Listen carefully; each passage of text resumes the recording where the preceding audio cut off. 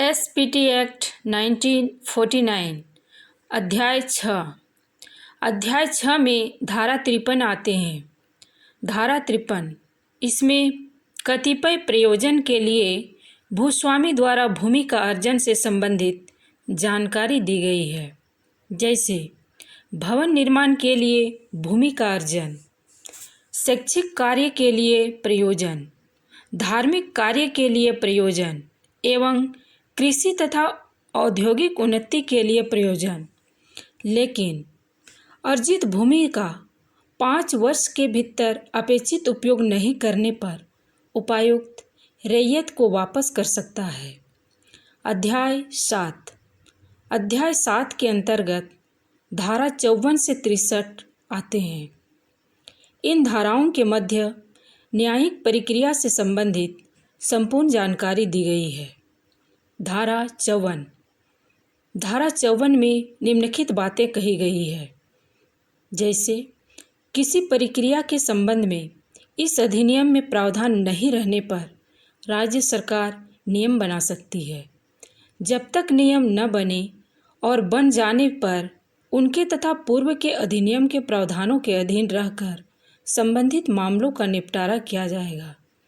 धारा 55 इसमें भूस्वामी अगर किसी रैयत के विरुद्ध कोई वाद दायर किया हो तो वह दायर करने की तिथि से 6 माह बीत नहीं जाने तक दूसरा वाद लगान की वसूली के लिए दायर नहीं करेगा।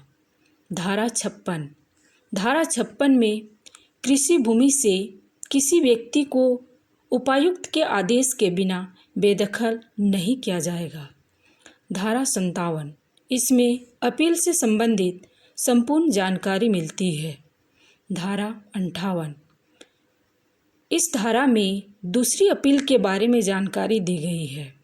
धारा 59 में पुनरीक्षण के बारे में बताई गई है।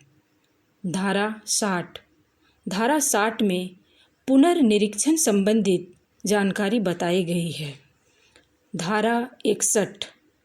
धारा 61 में यह बताया गया है कि उपायुक्त द्वारा दिया गया आदेश पुनर्निरीक्षण करने की प्रक्रिया में अनियमितता के कारण जब तक अनियमितता के कारण न्याय की हानि नहीं हुई हो परिवर्तित नहीं किया जाएगा। धारा 62 में अपर उपसमाहर्ता अनुमंडल पदाधिकारी और उपसमाहर्ता उपायुक्त के निर्देश के अधीन रहेगा। धारा 63 इसमें वादों पर रोक संबंधित संपूर्ण जानकारी दी गई है। धन्यवाद।